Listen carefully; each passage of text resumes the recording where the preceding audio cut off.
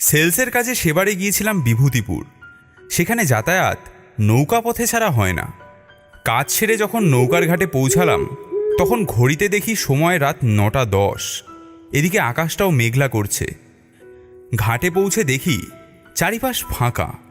একটি লোক ঘাটে নৌকা বাঁধছে। ও দাদা, শ্রীরামপুর যাওয়ার নৌকা কখন আছে? শেষ নৌকো মিনিট 10 আগেই চলে গেছে, আবার কালকে সকালে পাবেন। এই বলে লোকটি যেন একটু ভয়ে এদিক ওদিক দেখে নিল। দাদা, আপনি এখন এখান থেকে চলে যান।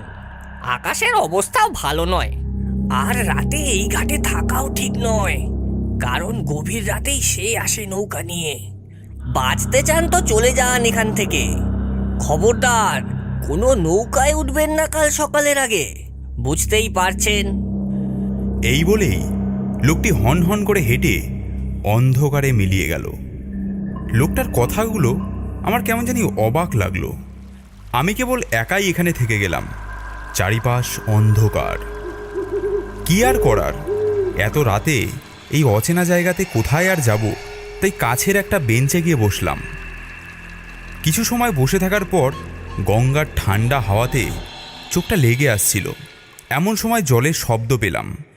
দেখি দূরের গঙ্গার অন্ধকারের ভিতর থেকে একটি নৌকা এগিয়ে আসছে। ও নৌকা, এদিকে এদিকে, শুনছেন? এদিকে আসুন। আমার গলার আওয়াজ শুনে নৌকাটা ধীরে ধীরে আমার কাছে এগিয়ে এলো।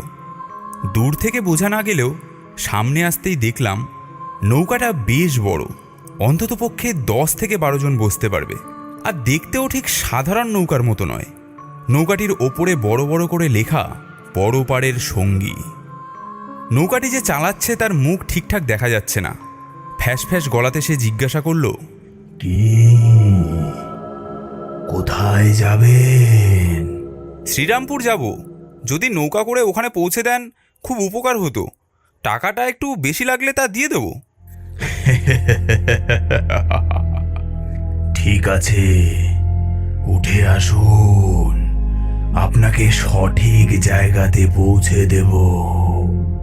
আমিও আর কোনো কথা না বাড়িয়ে তাড়াতাড়ি নৌকাতে উঠে নৌকার ছাউনির ভিতরে গিয়ে বসলাম। নৌকার চালকটি নৌকাটি নিয়ে এগিয়ে চলল। আপনি এখন বুঝি বাড়ি যাচ্ছেন? হ্যাঁ, আমার বাড়ি পরপারে। পরপারে? সে আবার কোথায়? এমন জায়গার নাম তো শুনিনি।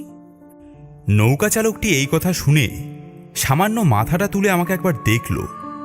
লণ্ঠনের হালকা আলোয় দেখলাম তার চোখগুলো যেন কোন কোটরে ঢুকে গেছে। আরও অবাক লাগলো এই দেখে যে সে নৌকা চালাচ্ছে না, সেটা আপনা থেকেই চলছে। এইবার বুকের ভেতরটা ছ্যাঁত করে উঠল। মনে পড়তে লাগলো সেই ঘাটের মাঝির কথা। নিজের মনেই বলে উঠলাম, আমি ঠিক নৌকায় উঠলাম তো? এ আমাকে ঠিক শ্রীরামপুর পৌঁছে দেবে তো নাকি? খুব সাহস সঞ্চয় করে বললাম, এটা শ্রীরামপুর যাবে তো? যেখানে নিয়ে যাচ্ছি চলুন, বেশি কথা বাড়ালে। আমি এরপর আর কথা বাড়ালাম না। কিছু দূর চলার পর নৌকাটি একটি পাড়ে গিয়ে দাঁড়িয়ে পড়ল। আপনি এখানে দাঁড়ালেন কেন? এটা তো শ্রীরামপুরের ঘাট নয়। দুজন কদিন ধরে আমার এই নৌকার জন্য অপেক্ষা করে রয়েছে, ওদেরকে নিয়েই রওনা দেব। নৌকা চালকটি আবার খ্যানখ্যানে গলায় নদীর পাড়ের বটগাছের দিকে তাকিয়ে বলে ওঠে, কিরে, তোরা আছিস কোথায়? তাড়াতাড়ি আয়। এই বলতেই কিছু সময়ের মধ্যেই ধূপ ধাপ করে দুজন বটগাছ থেকে লাফ দিয়ে নেমে এলো। দুজনেরই কি বিকট চেহারা! একজনের শরীর পুরো কঙ্কালের মতো, চোখ দুটো গর্তে ঢুকে রয়েছে। আরেকজনের মাথার একপাশে একটা বড় ফুটো। ওরে বাবা, এরা কারা?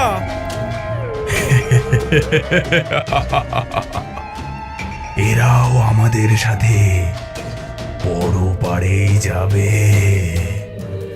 আমার জন্য এরা অপেক্ষাতে ছিল। লোক দুটি চটপট নৌকাতে উঠে আমার পাশে এসে বসল। কঙ্কালের মতো দেখতে লোকটি আমাকে বলল,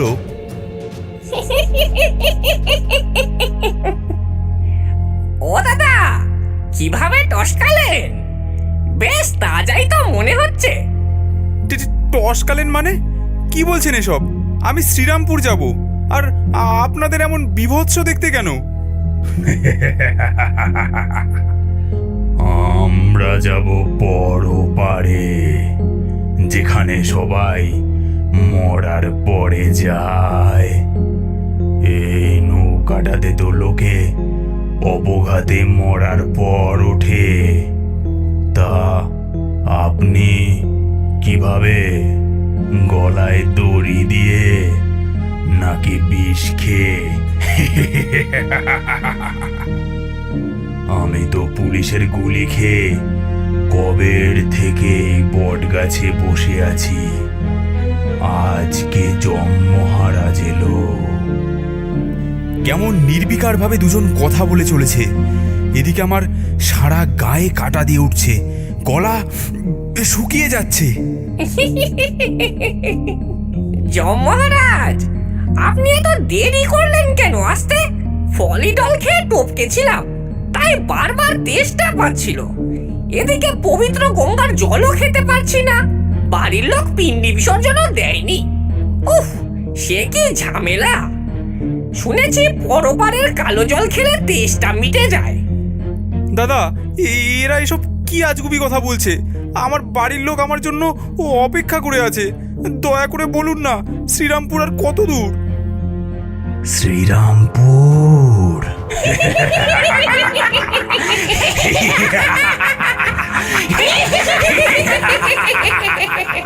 আমি ভয়তে নিজের চোখ মুখ ঢেকে নিচু করে বসতেই কানে অনেকজনের এক অপার্থিব শব্দ শুনতে পেলাম। মাথা তুলে যা দেখলাম তাতে আমার চোখে বিশ্বাস হলো না। দেখি নৌকাটি একটি গুহার ভেতরে ঢুকছে। চারিপাশটাতে কি বিকট একটা গন্ধ, আর ভয়ানক সব চেহারারা এদিক ওদিক দাঁড়িয়ে স্বাগত জানাচ্ছে আগত যাত্রীদের। এ কি, আমি কোথায় এলাম? নৌকা চালকটি তার শরীর থেকে চাদরটা সরাতেই বেরিয়ে এলো এক দানবের চেহারা, যার চোখ দুটি ভাটার আগুনের মতো জ্বলছে। এই বড় দাঁত, লম্বা লম্বা চুল। আমার কথাটা শুনে ওরা তিনজন সহ ওখানে দাঁড়িয়ে থাকা অপার্থিব কঙ্কালসার ক্ষতবিক্ষত দেহগুলো একসাথে এক বিকট হাসি হেসে উঠল।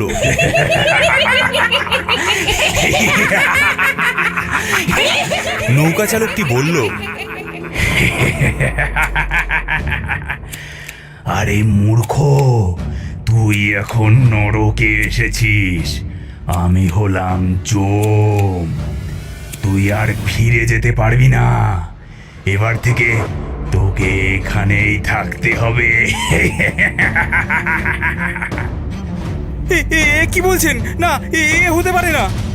এর মধ্যেই কয়েকজন কঙ্কাল আমাকে ধরে নিয়ে চলল সেই অন্ধকার সুড়ঙ্গে।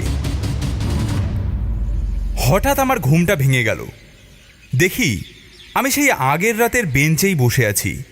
কিছু দূরেই বেশ কিছু লোকের জটলা, যেন কিছু একটা ঘটেছে সেখানে। সেদিকে এগিয়ে গিয়ে যা দেখলাম তাতে আমার সারা শরীর কেঁপে উঠল। দেখি আমার প্রাণহীন দেহটি নদীর ধারে পড়ে আছে। আগের রাতের সেই নৌকা চালক যে ঘাটে নৌকা বাঁধছিল, সে সবাইকে বলছে, কাল রাতে লোকটিকে বারবার বলেছিলাম এখানে না থাকতে। গভীর রাতে নৌকোতে উঠলে এভাবেই মরতে হয়। কিছু দূরেই একটা বোর্ডে চোখ পড়ল, তাতে বড় বড় করে লেখা, গভীর রাতে নৌকা থেকে সাবধান।